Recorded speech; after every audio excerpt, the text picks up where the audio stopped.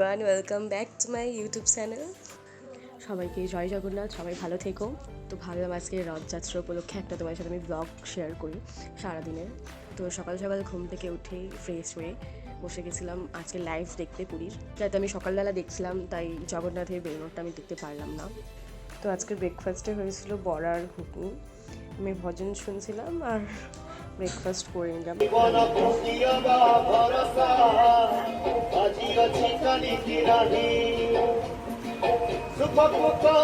রথে ঘুরতে বেরোবো, তো so let's get ready with me.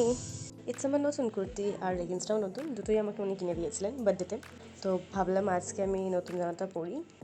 তো বেশি হেভি মেকআপ করবো না, রথের জানে তো বৃষ্টি পড়বে আর ঘামটাও হবে।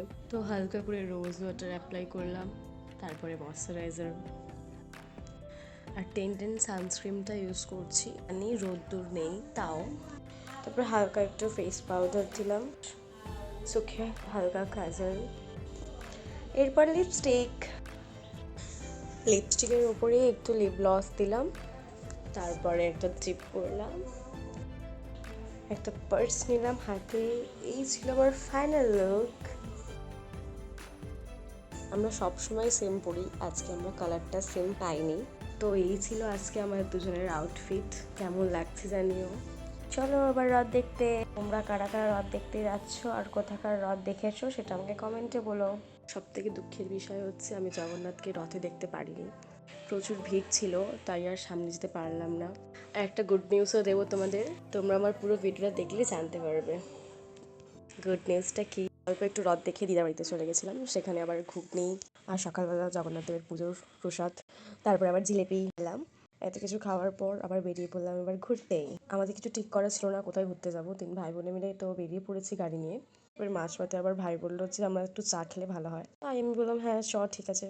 তো আমরা কোথায় গেছি তোমরা দেখলেই জায়গাটা চিনতে পেরে যাবে অনেকেই। এটা আমার ফার্স্ট টাইম এখানে। তো চলে গেছিলাম এক্সপ্রেস ধাবা, এখানকার ভিউটা খুব ভালো। এই দেখো পুরো জায়গাটা কি ভালো লাগছে, আর এখানে লাইটিংটার জন্যই বেশি ভালো লাগছে।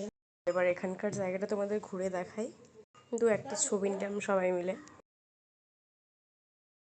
আমার ভাই এরকম এরকম কথা বলছিল, তোমরা না হেসে থাকতেই পারবে না। আমরা দুই বোনে তো প্রচুর হাসাহাসি করলাম। প্রচুর ভিড় থাকার কারণে আমরা তেমনি কিছু অর্ডার করলাম না, শুধু চাটাই নিলাম। তো একটু সেখানে দাঁড়িয়ে মজা করছিলাম, প্রচুর ভিড় ছিল তাই কোথাও বসার জায়গা আছে কিন্তু পেলাম না জায়গা।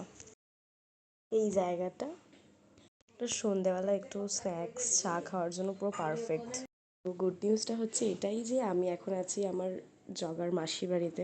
পথে ভিড় থাকার কারণে দেখতে পারিনি, এখানে চলে আসলাম, এখানে আমি এসে প্রসাদও পেলাম আর খুব ভালোভাবে দর্শন করতে পারলাম। আর আমার জগাকে আজকে খুব দারুণ লাগছে, মানে সেই লাগছে। তো এরা আবার ফুচকা খাবে, তো আমিও একটু খেলাম।